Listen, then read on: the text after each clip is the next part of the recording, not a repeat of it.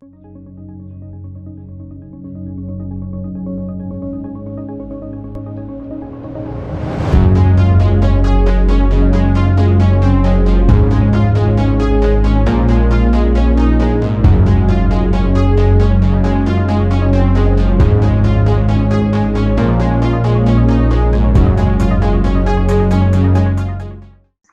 pagi, Assalamualaikum warahmatullahi wabarakatuh. Mohon izin untuk share screen. Apakah terlihat ya, Dr. Bagas? Ampun, Bu. Ya, matur Oh, nuwun. Alhamdulillah. Ya, Bapak Ibu, hari ini ingin sharing saja, mungkin tidak best practice, tidak best amat ya, karena memang yang di FKKMK tadi Prof. Yayi sudah menyampaikan bahwa mungkin inisiasi awal dari FKKMK, tetapi karena kriteria dan karakteristik yang di FKKMK itu mungkin sedikit berbeda, jadi kalau mungkin yang baik-baik monggo diambil, tetapi kami juga masih harus banyak berkembang dan masih mencari jati diri HPU FKKMK ini. Jadi kalau di FKKMK saat ini kami mengadopsi 7 area HPU, ini sudah dijalankan semua dan sudah menjadi, namun sebetulnya sepanjang hidupnya FKKMK, 7 area HPU ini sudah dijalankan dan menjadi bagian dari Tridharma seluruh sivitas FKKMK. Jadi kemudian kalau kalau sekarang pun dijalankan, itu juga menjadi bagian dari Tridharma. Dan kadang-kadang saya di HPU itu merasa begitu, Bu Yayi, numpang-numpang aja, sekedar sudah dijalankan, jadi HPU ngaku-ngaku aja bahwa itu adalah bagian dari HPU begitu. Tapi sebetulnya koordinasi yang memang sangat diperlukan. Nah, di FKKMK apa yang ada di area HPU itu sudah ada semua di dalam visi misi sampai tujuan dari FKKMK, yaitu meningkatkan kesehatan dan kesejahteraan masyarakat. Bahkan di Renstra yang terbaru, HPU ini sudah masuk juga ke dalam Renstra dari FKKMK. Jadi sebetulnya kalau kita lihat bahwa HPU ini adalah bagian dari ruhnya FKKMK. Jadi kami ini sudah melaksanakan semua, hanya tidak pernah berpikir bahwa itu adalah HPU.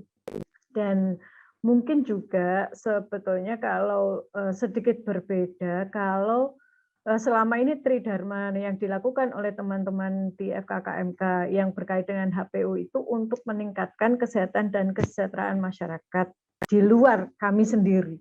Jadi Bapak Ibu yang ada di FKKMK itu kan selalu berusaha untuk menyehatkan orang lain, berusaha untuk memperbaiki lifestyle-nya orang lain. Tetapi ketika dikembalikan kepada dirinya sendiri di dalam lingkungannya, itu menjadi sesuatu hal yang kelihatannya sulit sekali. Misalnya saja Posbindu. Posbindu itu kalau kami mengampu Posyandu, Posbindu di luar FKKMK, oh kita membesarkan jelas. Tapi ketika Posbindu ada dihadirkan di kampus, maka teman-teman dokter ini perlu nggak ya saya gitu. Tapi mereka mendorong kemudian periksa, tapi untuk meriksa dirinya sendiri kayaknya kok karena tahu kalau nanti diperiksa ketahuan sakitnya apa, dia sudah bisa memprediksi saya harus berobat seperti apa, kayaknya gitu deh. Ya Bu Yayi. Kalau itu pun kalau kita mungkin kalau nanti penelitian kalau nanti penelitian ke MCU-nya GMC dan RSA, mungkin sivitas FKKMK itu yang paling sedikit nanti kalau kita lihat. Jadi memang hidupnya untuk orang lain. Ya, jadi ada 7 area. Saya akan paparkan beberapa yang sudah kami betul-betul kami lakukan di FKKMK. Mungkin Prof. Yayi sudah sering menyampaikan untuk pokja lingkungan hidup sehat, aman dan ramah disabilitas. Ini dari sarana dan prasarana sudah dibuatkan sarana untuk disabilitas di setiap pintu masuk gedung. Kami ada beberapa gedung dan contohnya sudah dibuat railing-railing untuk pintu masuk. Kemudian sudah disediakan beberapa kursi roda di beberapa gedung yang banyak pengunjung bagi mereka yang membutuhkan. Kemudian defibrilator yang dipasang di semua gedung, harapannya adalah untuk pertolongan pertama apabila kemudian tidak pengunjung yang mengalami gangguan. Kemudian sudah dilakukan pelatihan emergency preparedness untuk semua aktivitas, terutama Bapak Ibu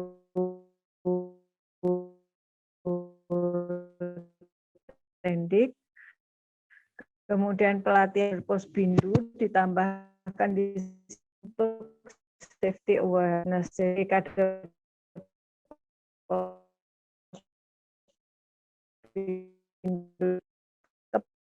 kepada para cleaning service dan PK4 di lingkungan fakultas harus segera bisa melindungi dirinya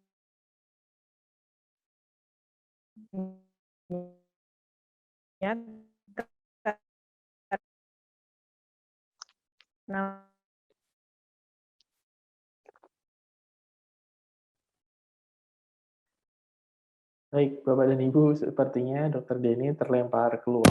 Ini tadi habis putus-putus kok ternyata putus beneran.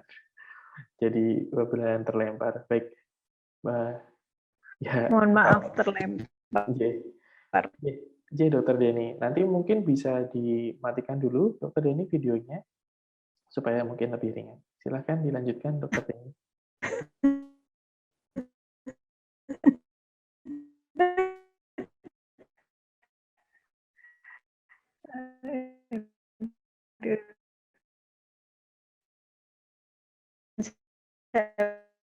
Lanjutkan pola makanan sehat ini sudah sejak HPU dicanangkan, kemudian mereka sudah membudayakan untuk traffic light food. Jadi bagaimana membedakan makanan mana yang boleh makan dalam jumlah banyak, yang harus dikurangi, itu yang merah, kuning, hijau di kantin-kantin di lingkungan FKKMK. Kemudian juga memberikan edukasi kepada mahasiswa dan sivitas akademi lain berupa flyer, webinar, dan mengikuti mengadakan lomba poster. Ketika pandemi ini berjalan, maka kemudian tim Pola Makanan Sehat melakukan pembinaan untuk penyedia makanan. Saat itu masih ada warung-warung di sekitar Sarjito, kemudian ada koperasi, ada kantin, ada bursa mahasiswa. Nah, ini semua diberi pembinaan. Saat ini yang akan dilaksanakan nanti besok Sabtu tanggal 21 Agustus adalah pembinaan kepada penyedia makanan di shelter-shelter COVID di lingkungan DIY. Nah, di kondisi kantin yang ada di FKKMK ini diatur, dikondisikan sesuai 5M, lebih banyak menerima take away, kemudian juga mengembangkan mobile app supaya pemesan ini sudah bisa pesan dulu tanpa melakukan antrian sehingga tidak ada kerumunan di sana. Dan banyak penelitian dan publikasi yang sudah dilakukan oleh Pokja Makanan Sehat ini. Nah, Pokja berikutnya adalah Pokja Posbindu dan Literasi Kesehatan. Rencana dilaksanakan Posbindu Sehati setiap bulan, tetapi kemudian ada pandemi. Kami sempat melaksanakan satu kali dalam masa pandemi ini dengan memperhitungkan protokol kesehatan yang ketat.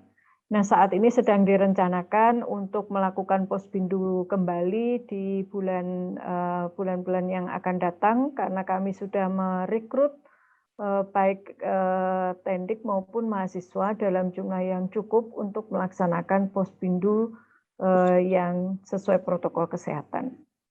Kemudian untuk literasi kesehatan ini sudah banyak sekali dilakukan karena tadi merupakan bagian dari Tridharma kami, baik itu melalui seminar, webinar, bahkan sekarang ada melalui Radio Raisa, Inna Health TV, dan juga beberapa bedah buku yang bedah buku karya dari Civitas Akademi. Nah, kemarin kami merekrut mahasiswa-mahasiswa yang akan menjadi duta keselamatan atau kesehatan kampus, dan ternyata yang mendaftar sangat banyak sekali, jauh di luar ekspektasi. Sekarang kami yang bingung mau diberi pekerjaan apa ini mahasiswa-mahasiswa, karena kalau pakai seleksi nanti kan kasihan karena mereka sudah berharap untuk bisa bekerja, untuk bisa menjadi duta kesehatan di kampusnya, sehingga kami masih memikirkan lagi apa yang harus ditugaskan supaya mereka semakin engage dengan HPU di kampus. Kemudian juga banyak penelitian dan publikasi yang sudah dilakukan. Salah satunya ini dilakukan sebelum atau mengapa kita harus mendirikan HPU, ini dilakukan oleh Bu Supri dan teman-teman. Untuk pojok aktivitas fisik, ini sudah di kampus sebelum pandemi, ini dilakukan olahraga rutin, tidak hanya setiap Jumat, tetapi juga lebih dari 3 kali seminggu. Ada line dance, kemudian karena ada jogging track, ini setiap sore, pagi dan sore itu selalu ada yang memanfaatkan jogging track. Kemudian komunitas bersepeda, yoga, ada bulu tangkis, pingpong, ini banyak sekali. Nah, kemudian ketika ketabrak pandemi itu kami sempat off dulu untuk aktivitas fisik sampai bulan Agustus tahun yang lalu. Kemudian mulai dilaksanakan aktivitas fisik di dalam era kebiasaan baru, tentu saja memenuhi protokol kesehatan. Saat itu juga harus mengisi dahulu formulir apabila memang ingin mengikuti aktivitas fisik. Namun kemudian untuk beberapa aktivitas fisik kemudian cukup dihentikan juga karena ternyata peminat dari luar FK itu banyak. Semisal Tai Chi itu peminat dari luar FK banyak, sehingga kami kesulitan untuk memanage para peserta ini. Nah, tetapi untuk olahraga yang pesertanya lebih banyak dari FK, ini masih jalan, seperti Prof Yayi itu masih line dance seminggu 3 kali ya Prof Yayi ini. Kemudian yang jogging ini juga berkurang karena sebagian besar WFH, tetapi saya pikir beliau-beliau ini juga masih melakukan olahraga dari rumah. Edukasi yang tetap diberikan adalah adanya lomba. Kemarin mungkin Bapak Ibu juga mengikuti, ada lomba rebahan untuk mahasiswa maupun untuk Civitas Akademi. Kemudian banyak seminar, video yang dibuat, ada siaran TV, Inna Health maupun TVRI. Kemudian beberapa podcast dan siaran radio dan juga penambahan signage di lingkungan FK. Pojok aktivitas fisik ini mengisi meja 5 di Posbindu untuk konsultasi aktivitas fisik. Dan selain itu, Pojok ini juga melakukan pengukuran kebugaran untuk Civitas sebelum pandemi. Nah, rencananya akan dilanjutkan nanti ketika sudah pandemi ini sudah mulai menurun. Dengan tadi mahasiswa-mahasiswa yang direkrut tadi mungkin akan diberdayakan juga untuk mengukur kebugaran Civitas, dan kemudian bisa mungkin untuk meningkatkan motivasi kita akan bisa lombakan itu di dalam Dies. Nah, penelitian tentang aktivitas fisik ini banyak dilakukan. Salah satunya adalah kerjasama yang Prof Yayi sebetulnya itu yang merintis dengan IUN, dan saat ini sudah dalam tahap untuk publikasi hasil. Dan pada saat melakukan penelitian ini, kami kan melakukan penelitian pada mahasiswa secara kuesioner. Ternyata peserta dari UGM ini sangat banyak dibandingkan dengan universitas lain. Yang mengikuti multi center penelitian ini adalah FKKMK UGM, Universitas Indonesia, dan Universitas Airlangga. Pada awal penelitian kami sudah mendapatkan responden lebih dari 900, sementara UI baru 20 dan Airlangga kurang lebih 120. Saat itu mendapat teguran dari EUN untuk kemudian harus dinaikkan. Kemudian di fakultas lain, di universitas lain mewajibkan untuk harus mengisi, jadi akhirnya banyak. Tetapi kalau kita lihat dari situ berarti kan kesadaran untuk adanya kepentingan untuk melihat aktivitas fisik ini pada mahasiswa sebetulnya juga banyak. Mahasiswa lintas disiplin, tidak hanya FKK. Kemudian untuk Poja Zero Tolerance, kami membangun Zero Tolerance terhadap kekerasan, perundungan, dan pelecehan. Ini membangun awareness dengan talk show, dan juga Bu Dekan mencanangkan deklarasi bersama antar rumah sakit, antara fakultas dengan rumah sakit, baik Sarjito maupun rumah sakit jejaring, untuk mengurangi dan mencegah kekerasan, perundungan, dan pelecehan. Untuk kesehatan mental juga sudah banyak kegiatan yang dilakukan untuk membangun awareness di kalangan mahasiswa dengan merekrut peer counselor, kemudian juga menyediakan layanan psikolog hingga psikiater untuk seluruh sivitas. Kemudian juga dilakukan berbagai kegiatan rutin, misalnya pasinaon, piwulang luhur, yang banyak diikuti oleh sivitas akademi dari fakultas lain pula. Bapak Ibu, untuk menutup sharing dari FKKMK, maka ada beberapa refleksi yang mungkin bisa menjadi cerminan atau bisa menjadi gambaran dari Bapak Ibu, bahwa apabila kita ingin HPU ini menjadi bagian dari kehidupan di kampus, saya kira kegiatan itu harus melibatkan seluruh sivitas.